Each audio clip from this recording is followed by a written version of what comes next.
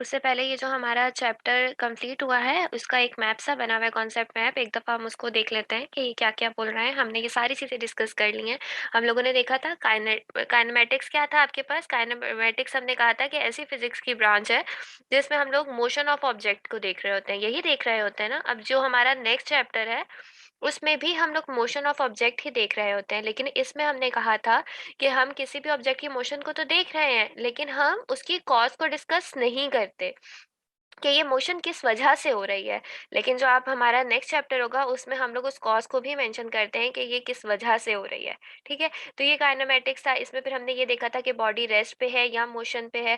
फिर हम लोगों ने रेस्ट और मोशन के अलावा एक और कॉन्सेप्ट भी देखा था रिलेटिव का, जो हम लोगों ने एक पैसेंजर वाली बस का देखा था कि ऑब्जर्वर के लिए एक ही मोशन उसको क्या लग रहा था कि अगर फॉर एग्ज़ाम्पल एक बस थी, उसमें हम लोगों ने कल भी ये चीज़ डिस्कस की थी कि अगर कोई बाहर ऑब्जर्वर है, उसे लगता है कि अंदर जो पैसेंजर हैं वो मोशन में है, लेकिन अगर 2 पैसेंजर एक-दूसरे को देखें तो उन्हें लगता है कि वो रेस्ट में है। तो ये रिलेटिव का भी कॉन्सेप्ट हमने देखा था कि फ्रेम किस तरह डिपेंड करती है। ये तो 2 लिखा हुआ है ना, इसके अलावा एक रिलेटिव की भी कैटेगरी थी, ठीक है? उसके बाद हम लोगों ने मोशंस कौन-कौन सी देखी थी, ट्रांसलेटरी मोशन देखी थी, रोटेटरी और स्पिन देखी थी, वाइब्रेटरी मोशन देखी थी और ट्रांसलेटरी में ही आगे हमने फर्दर पार्ट देखे थे लीनियर, सर्कुलर और रैंडम मोशन।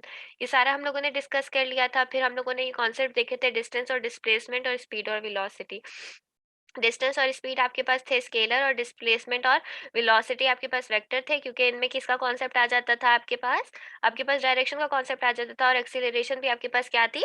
वेक्टर क्वांटिटी थी, ठीक है? तो ये सारा एक मैप ओवरऑल दिया हुआ है, ये सारी चीज़ें हम देख चुके हैं और इसके अलावा हम लोगों ने इसके सारे न्यूमेरिकल प्रॉब्लम्स भी देख लिए थे और लास्ट रह गया था, वो आप लोगों ने किसी बच्चे ने सॉल्व करके ग्रुप में भी भेज दिया था। तो अगर किसी से सॉल्व नहीं भी हुआ है, तो आप लोग वहाँ से भी हेल्प ले सकते हो। ठीक है? और ये जो बाकी सारी थ्योरी के क्वेश्चंस हैं, सिर्फ़ रिलेटिव मोशन का नहीं थी प्रॉपर डेफिनिशन, वो मैंने आप लोगों को लिखवा दी थी। उसके अलावा ये जितने भी हैं, ये सारे प्रॉपर जो है आपको बुक में से ऐसे ही सेम टू सेम मिल जाएँगे। ठीक है? और मैंने ये भी कर दिया था कि अगर किसी को डिफ़ाइन कर रहे हो आप लोग स्पीड को अगर कर रहे हो, डिफ़ाइन उसने पूछा हुआ है, तो आपने सिर्फ़ उसकी डेफिनिशन नहीं लिख देनी, प्रॉपर प्रेज़ेंटेशन के मार्क्स होते हैं। क्योंकि आपको मैं एक बात बताऊँ, बोर्ड लेवल पे ऐसे होता है कि आपको पर कॉपी चेक करने के अमाउंट मिल रही होती है। हमेशा बच्चों याद रखना कि स्टार्टिंग में वही क्वेश्चंस अटेम्प्ट करना जो आपको बहुत अच्छे से आते हो, ठीक है? जो बहुत अच्छे से आते हो, जो आपको पता हो कि इसमें तो मिस्टेक होने के चांस ही नहीं है और उनकी प्रेज़ेंटेशन बहुत अच्छे से करने आती हो। क्योंकि जब आप स्टार्टिंग में इस तरह का, अगर फॉर एग्ज़ाम्पल मैं एग्ज़ामिनर हूँ, मुझे नहीं पता कितना बच्चा कौन-सा पढ़ने वाला है, लेकिन अगर स्टार्टिंग का पेपर मैं देख लूँगी कि आपका अच्छा है, तो मेरे पे बहुत अच्छा एक इम्पैक्ट पड़ जाएगा कि ये बच्चा पढ़ने वाला है, ठीक है? फिर आगे बंदा इतना ध्यान से चेक नहीं करता क्योंकि उन्हें जल्दी-जल्दी करना होता है। तो इस तरह और प्रेजेंटेशन बहुत मैटर करती है। अब फॉर एग्जांपल स्पीड है, स्पीड को अगर आप अटेम्प्ट करोगे तो पहले उसकी डेफिनेशन लिख दोगे, फिर उसके फॉर्मूले की हेडिंग डालोगे, फॉर्मूला लिखोगे और यूनिट की हेडिंग डालोगे और यूनिट लिखोगे। एक बच्चे ने अगर इस तरह अटेम्प्ट किया हुआ है और दूसरे बच्चे ने पैराग्राफ की सूरत में लिखा सब कुछ है, स्पीड की डेफिनेशन लिखी हुई है, अगली लाइन में ही लिख दी है, एग्जामिनर ने देखा कि कहानी लिखी हुई है, एग्जामिनर को लगेगा कि उसने कहानी लिखी हुई है, ठीक है? तो ये चीज़ें कुछ की पॉइंट्स होते हैं, ये कंसीडर करने हैं आपने और ये जो आप अब मुझे असाइनमेंट सबमिट करवाओगे, ये उसमें भी होने चाहिए। ओके बच्चों? Can we move to our next chapter? अच्छा, तो आज हम लोग देखेंगे कि डायनामिक्स क्या है और इसके अलावा हम देखेंगे फोर्स क्या होता है, मोमेंटम क्या होता है, ठीक है? और मोमेंटम की एक छोटी-सी डेरिवेशन भी है, वो आई गेस आपकी बुक में नहीं है? ये कुछ एग्ज़ाम्पल्स हैं, हाँ, ये रही, ठीक है? इंशाल्लाह हम कोशिश करेंगे कि ये मोमेंटम तक का टॉपिक अपना कवर कर लें, ठीक है? तो अब हम लोग देखते हैं, ओके, अब हम लोग देखते हैं कि आपके पास अभी जब मैं काइनेमैटिक्स की आपको डेफिनेशन बता रही थी, तभी मैंने आपको बता दिया था कि दोनों में डिफरेंस क्या होता है। काइनेमैटिक्स में हमने ये कहा था, डायनामिक्स में भी हम क्या कर रहे होते हैं? डायनामिक्स में भी आप क्या कर रहे होते हो? आप मोशन को ही डिस्कस कर रहे होते हो, मोशन ऑफ ऑब्जेक्ट के बारे में ही बात कर रहे होते हो। लेकिन अब काइनेमैटिक्स और इसमें क्या डिफरेंस है? अगर दोनों में हम मोशन की ही बात कर रहे हैं, तो क्या डिफरेंस है? कोई डिफरेंस है? हाँ, डिफरेंस है। काइनेमैटिक्स में हमने ये मेंशन किया था कि हम ये नहीं देखते कि वो जो मोशन हो रही है ऑब्जेक्ट की, वो किस वजह से हो रही है। डायनामिक्स में क्या होता है कि आप उस कॉज को भी देखते हो कि अगर किसी भी बॉडी की मूवमेंट हो रही है तो वो किस वजह से हो रही है। अगर मैं इसकी डेफिनेशन लिखूं तो मैं इसकी डेफिनेशन लिखती हूँ, the branch of mechanics that deals with study of motion of an object and the cause of its motion. ठीक है, अभी जो मैंने आप लोगों को बात बताई वही चीज मैंने इसमें लिखी है। उसमें भी काइनेमैटिक्स की डेफिनेशन इतनी तो सेम थी, लेकिन उसमें था कि without discussing the cause of motion. लेकिन इसमें क्या हो जाएगा सिर्फ डिफरेंस, कि इसमें हम लोग कॉज को भी बताते हैं कि ये मोशन किस वजह से हो रही है। अब सबसे पहले हमारे पास फोर्स है। फोर्स क्या होती है? हम लोगों ने बचपन में एक डेफिनेशन पढ़ी थी, पुश और पुल।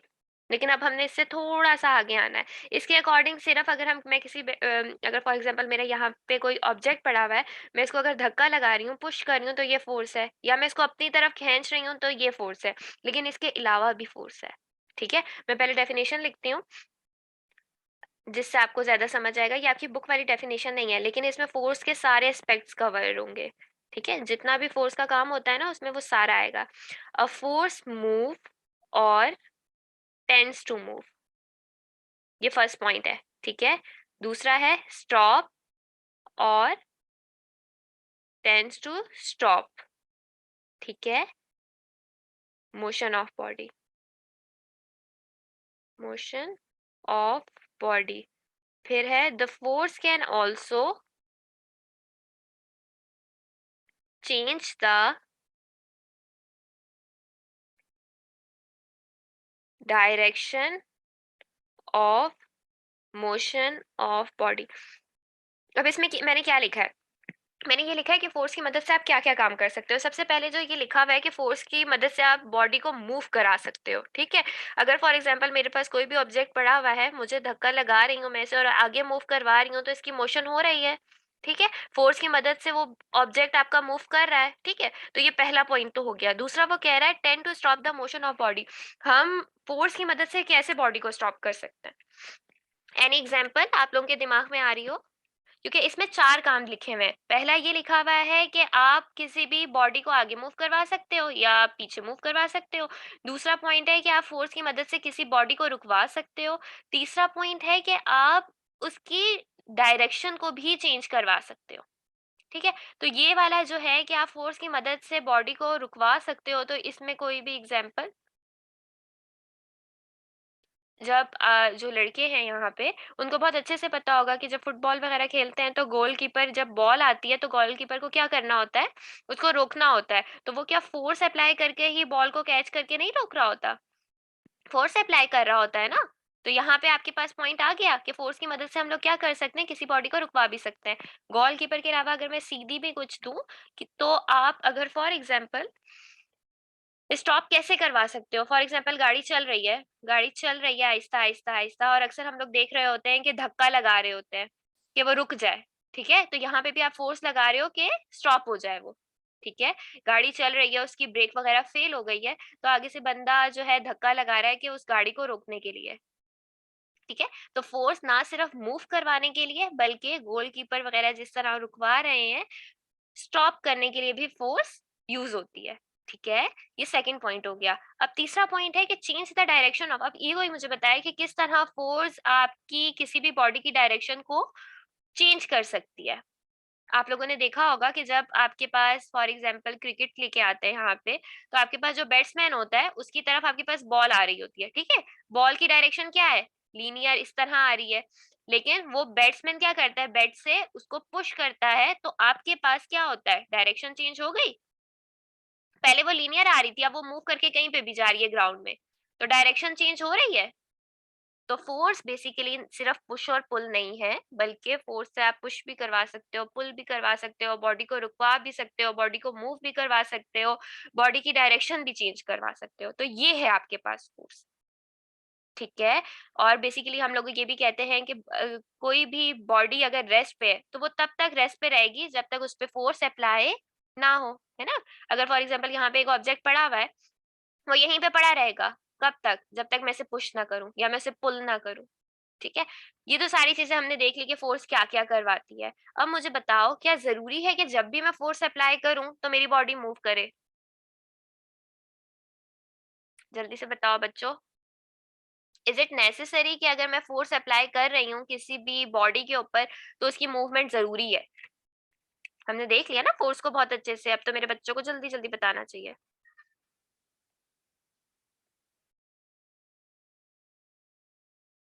Yes ma'am.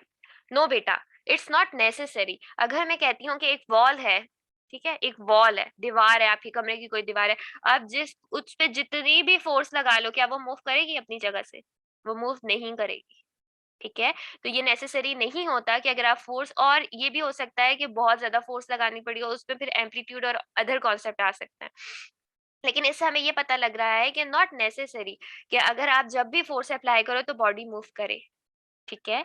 तो ये आपके पास फ़ोर्स है, फ़ोर्स की यूनिट क्या होती है? एसआई यूनिट न्यूटन, ठीक है? तो ये फ़ोर्स का छोटा-सा टॉपिक था। अच्छा, इसके अलावा एक और कॉन्सेप्ट आता है इनर्शिया का, अभी वो आपकी कॉपी में नहीं है, बुक में नहीं है। हाँ, किसी को कोई आइडिया है? फ़ोर्स तो हमने कह दिया कि मूव करवा रही है ऑब्जेक्ट को, ठीक है? बहुत रेयर केसेज़ होते हैं जिसमें वो मूव नहीं करवा रही होती, लेकिन ज़्यादातर यही कहा जाता है कि फ़ोर्स आपकी ऑब्जेक्ट को मूव करवा रही होती है। इसका एक ऑपोज़िट कॉन्सेप्ट आता है इनर्शिया का, ठीक है? इनर्शिया क्या होता है? किसी को कुछ पता है? ये सबसे पहले गैलीलियो ने ऑब्ज़र्व किया था। गैलीलियो ने क्या ऑब्ज़र्व किया था कि अगर आपके पास कोई भी लाइट ऑब्जेक्ट है ना, लाइट मतलब जो हल्का ऑब्जेक्ट है,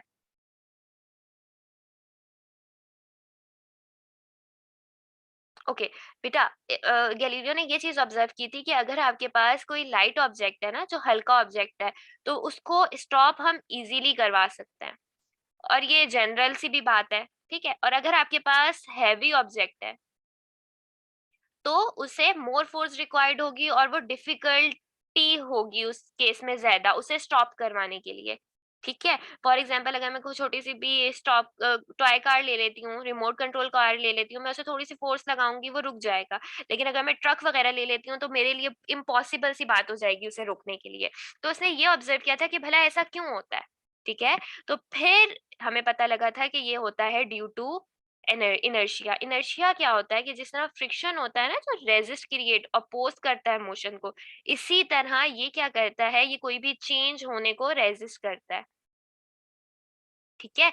अगर फॉर एग्जांपल बस मूव कर रही है ना, बस सीधी लाइन में मूव करती जा रही है और एक टर्न आ रहा है, इनर्शिया क्या कहेगा कि तुम सीधा ही मूव करते रहो, ठीक है? तुम टर्न मत लो, ठीक है? तो ये बेसिकली होता है कि ये कोई भी चेंज लाने को रेजिस्ट प्रोवाइड कर रहा होता है, उसको अपोज कर रहा होता है। इसी वजह से जो लाइटर ऑब्जेक्ट होते हैं उसमें इनर्शिया भी कम होगा, इसलिए उनको हम आराम से स्टॉप करवा सकते हैं। लेकिन जो हैवी ऑब्जेक्ट्स होंगे उनका इनर्शिया ज्यादा होगा, और इनर्शिया क्या कहेगा कि तुम चलते रहो, तो वो डिफिकल्टी आ जाएगी स्टॉप करवाने में।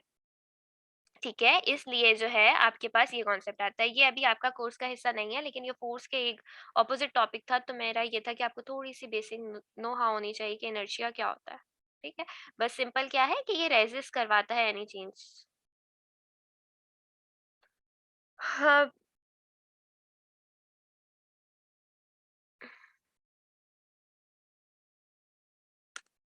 मेरी मेरी आवाज़ आ रही है ना बच्चों आप लोगों को?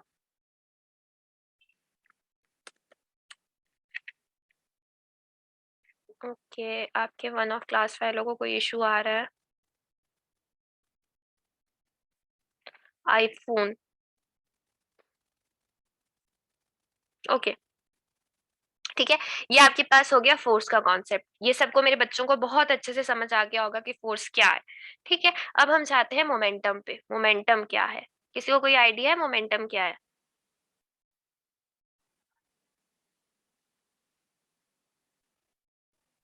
अगर मैं इसको डिफाइन करना चाहूँ तो मैं इसे कहती हूँ quantity quantity of motion it possesses due to its mass and velocity. Mass और वेलोसिटी के बारे में तो मेरे बच्चों को पता है, हम पूरा चैप्टर पीछे डिस्कस कर चुके हैं। ओके, जो आपके पास मोमेंटम होता है ना, वो बेसिकली प्रोडक्ट होता है मास और वेलोसिटी का। इसको जो हम रिप्रेजेंट करते हैं ना, वो पी से रिप्रेजेंट किया जाता है और ये होता है एम और वी का प्रोडक्ट। ठीक है, सिंपली इन दोनों का प्रोडक्ट है। सिंपल सिंपल इन दोनों का ये आपके पास प्रोडक्ट है। ठीक है, आप लोगों ने एक चीज नोट की होगी, अगर मैं सिंपल एक एग्जांपल लेती हूँ बुलेट की। मैं एग्जांपल ले रही हूँ बुलेट की। बुलेट क्या है आपके पास, जो गन में से वगैरह निकल रही होती है। अगर मैं सिर्फ एक बुलेट की बात करूँ, तो बुलेट कितनी स्मॉल इन साइज है। ठीक है, स्मॉल इन साइज है तो इसका क्या मतलब है कि उसका स्मॉल मास है ना। छोटी सी होती है, स्मॉल मास होती है। लेकिन हम जैसे ही उसे गन से फायर करते हैं तो वो एक बंदे को मार देती है। वही बुलेट अगर गन से मैं फायर कर रही हूँ तो वो एक बंदे को मार देती है। ऐसा क्यों होता है? Because of momentum. क्योंकि जब वो गन से बाहर निकल रही होती है, उसका इम्पैक्ट बहुत ज्यादा हाई हो जाता है। उसका इम्पैक्ट हाई होता है तो वो क्या कहती है, बहुत ज्यादा डेंजरस हो जाती है। वरना मैं बोलूं बुलेट तो एक छोटा सा स्मॉल सा मास है, ये क्या उखाड़ लेगा मेरा। लेकिन जैसे ही मैंने उसे गन से फायर किया तो उसका इम्पैक्ट इतना ज्यादा लार्ज हो जाता है। ये जो इम्पैक्ट आ रहा है ना, इतना ज्यादा लार्ज हो जाता है। ये किसकी वजह से हो रहा होता है? मोमेंटम। क्योंकि उसका जो मास है, ये जो बुलेट का मास है, वो स्पीड के साथ जो है मल्टीप्लाई हो रहा है। कितनी स्पीड के साथ वो ट्रेवल कर रही होती है ना? तो वो उन दोनों का जब प्रोडक्ट हो जाता है तो आपके पास मोमेंटम इतना लार्ज हो जाता है कि वो एक बंदे की जान दे लेती है। समझ आ रही है मेरे बच्चों को बात? ठीक है। अगर मैं सिंपल बुलेट देख रही हूँ तो मुझे पता है कि उसका मास बहुत ज्यादा कम है। उसका मास कम है, लेकिन वो क्या कर रहा है कि जब वो गन से बाहर निकलता है तो वो इतने प्रेशर के साथ उसे हम लोग निकल रहा होता है वो गन में से, कि उसकी वो बहुत तेज स्पीड के साथ ट्रेवल कर रहा होता है। तो जब मास और स्पीड, जो स्पीड आपकी इतनी ज्यादा फास्ट है, उन दोनों का जब आप प्रोडक्ट निकालते हो तो वो इतना लार्ज इम्पैक्ट बना देता है। और ये जो लार्ज इम्पैक्ट बन रहा है, ये किसकी वजह से बन रहा है? Momentum. Okay, got it. Momentum का आइडिया पता लग गया। और ये हम ऑलरेडी लिख चुके हैं कि ये क्या होता है, मोमेंटम किसके इक्वल होता है? एमवी के। ठीक है, ये क्या है आपके पास? मास। ये क्या है? वेलोसिटी। अच्छा, मोमेंटम लार्ज आ रहा है ना। मोमेंटम कैसे लार्ज आ रहा है? मैं कह रही हूँ बुलेट का मास तो कम है, लेकिन आपके पास जब वो गन से फायर हो रहा है तो आपकी स्पीड इंक्रीज हो रही है। स्पीड इंक्रीज हो रही है तो दोनों का डायरेक्ट रिलेशनशिप है, मोमेंटम इंक्रीज हो रहा है, लार्ज इम्पैक्ट आ रहा है। ठीक है, तो ये भी चीज अच्छे से मेरे बच्चों को क्लियर हो गई। ये आपके पास मोमेंटम कौन सी है? वेक्टर है। ठीक है, वेक्टर क्यों है? वेलोसिटी आ रहा है ना इसमें। वेलोसिटी खुद वेक्टर है, तो जब एक चीज वेक्टर आ रही है आपके फॉर्मूले में तो मोमेंटम भी तो ओवरऑल होगा ना वेक्टर। ठीक है, आप लोगों ने डॉट और क्रॉस प्रोडक्ट्स पढ़े हुए होंगे। जब आप स्केलर और वेक्टर को मल्टीप्लाई करते हो तो आपके पास वेक्टर आता है। ये सारा आप लोग पढ़ चुके होंगे 10th स्टैंडर्ड में। अच्छा, अब मैं इसकी यूनिट की बात करूं तो मुझे पता है मास की क्या होती है किलोग्राम, सॉरी। और वेलोसिटी क्या होती है? मीटर पर सेकंड। तो ये आपके पास क्या हो गई? मोमेंटम का की यूनिट, एसआई यूनिट। ठीक है, ये यहाँ तक हम लोगों ने पढ़ लिया। यहाँ तक मेरे बच्चों को कोई सवाल है?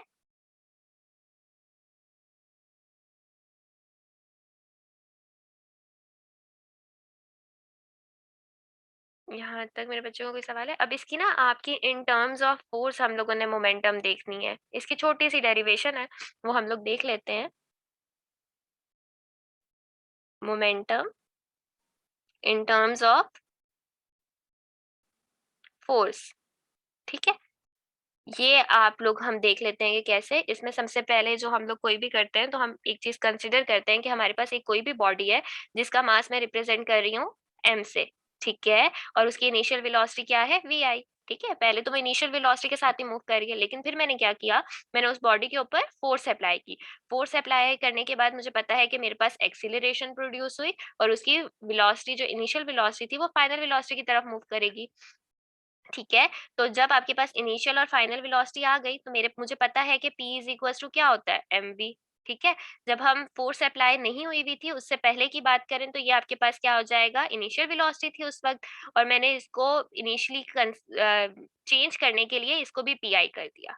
ठीक है, और फिर आफ्टर जब फोर्स एक्ट हुई तो आपके पास क्या हो जाएगा? Momentum P F. अनुषा बच्चे, आपका कैमरा ऑन है। पी एफ हो जाएगा। इसी तरह आपका मास, मास तो सेम ही रहेगा ना, वीएफ हो जाएगा। ठीक है, अगर फॉर एग्जांपल मैं ये दोबारा से आपको समझाती हूँ, अगर मेरे पास एक बुलेट है, बुलेट निकल रही है, बुलेट गन में से निकल रही है, मास अगर वो यहाँ पे है या वो यहाँ पे बुलेट फायर हो रही है, मास उसका सेम रहेगा। हाँ, उसकी स्पीड के पहले वो किस स्पीड के साथ ट्रेवल कर रही थी और एंड मोमेंट पे वो किस स्पीड के साथ ट्रेवल कर रही थी, उसमें डिफरेंस आएगा। हमें पता है कि कोई भी बॉडी स्टार्ट करती है मूव करना, तो उसे हम कहते हैं इनिशियल वेलोसिटी, और एंड में जब वो खत्म होने पे आ रहा होता है तो एंड में उसकी क्या आ जाती है, फाइनल वेलोसिटी। तो जब मेरा फोर्स अप्लाई नहीं हुआ था बॉडी पे, तो उससे पहले जो मेरी वेलोसिटी थी वो इनिशियल वेलोसिटी थी। मैंने जैसे ही उसके ऊपर फोर्स एक्ट की तो वो क्या हो गई, फाइनल वेलोसिटी। तो मैंने इनिशियल मोमेंटम और उसका फाइनल मोमेंटम निकाल लिया। Got it. अब मुझे पता है कि चेंज इन जितनी वेलोसिटी में चेंज आएगा उतना ही मोमेंटम में चेंज आएगा। यही चीज है ना। चेंज इन वेलोसिटी किसके इक्वल होगी, चेंज इन मोमेंटम। ठीक है। तो ये आपके पास चेंज इन वेलोसिटी क्या है, M V I minus M V F, है ना। फाइनल वेलोसिटी का momentum minus M V I, ये वेलोसिटी हो गई। और चेंज इन मोमेंटम क्या हो जाएगा, पी एफ माइनस पी आई, यही हो जाएगा। मैं यहाँ से m दोनों में सेम है, मैं m कॉमन ले सकती हूँ इसमें से, मैंने m कॉमन ले लिया, वी एफ माइनस वी आई। ठीक है। यहाँ तक कोई मसला। मुझे पता है कि मुझे इसको इन टर्म्स ऑफ फोर्स लाना है। ठीक है। यहाँ पे देखो, आपको क्या लाना है, फोर्स के टर्म्स में मोमेंटम देखना है हमने। तो फोर्स आपको पता है कि क्या होता है, M A, Newton first law of motion. ठीक है। तो यहाँ से मुझे पता लग रहा है कि मुझे कहीं ना कहीं यहाँ पे ए को इंट्रोड्यूस करवाना है, और मुझे पता है कि एक्सिलरेशन किसके इक्वल होती है, V F minus V I divided by T. तो मेरे पास यहाँ पे वी एफ भी है माइनस वी आई भी है, क्या नहीं है मेरे पास यहाँ पे, मेरे पास यहाँ पे टी नहीं है। तो मैं क्या करवाऊंगी, अपनी इक्वेशन के बोथ साइड्स पे टी से डिवाइड करवा दूंगी। ठीक है। यहाँ पे भी टी से डिवाइड करवा दो आप, यहाँ पे भी टी से डिवाइड करवा दो। ठीक है। ये वाली चीज तो ऐसे ही रहेगी, P F minus P I divided by T, लेकिन V F minus V I divided by T acceleration के इक्वल हो गया, आ गई ना। हमने इसीलिए ये काम किया क्योंकि मुझे इन टर्म्स ऑफ फोर्स लाना है, और मुझे पता है कि मेरी फोर्स किसके इक्वल है, मेरी फोर्स एम ए के इक्वल है। राइट। ये यहाँ तक हो गया, यहाँ तक मेरे बच्चों को कोई मसला। मुझे पता है कि एम ए किसके इक्वल है, एम ए फोर्स के इक्वल है। तो मैं एम ए की जगह रिप्लेस कर दूं अपना, मैंने एम ए की जगह रिप्लेस कर दिया अपना फोर्स। ठीक है। ये टी यहाँ पे मल्टीप्लाई हो रहा है, यहाँ पे आके क्या हो जाएगा, डिवाइड। और P F minus P I change in momentum है, और चेंज इन मोमेंटम को आप डेल्टा से रिप्रेजेंट करते हो, तो मैं इसकी जगह डेल पी लिख सकती हूँ।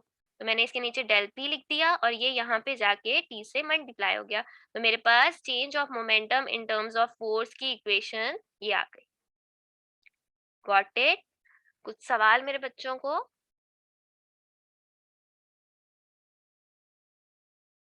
मैं एक दफा आप लोगों के गले भी खोल देती हूँ, ताकि अगर मेरे बच्चों को कुछ सवाल है तो वो मुझसे पूछ लें, क्योंकि ये अभी न्यू न्यू चैप्टर स्टार्ट है, बहुत अच्छे से समझ आना चाहिए।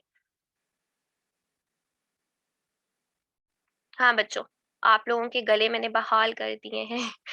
अब आप लोग आजाद हैं।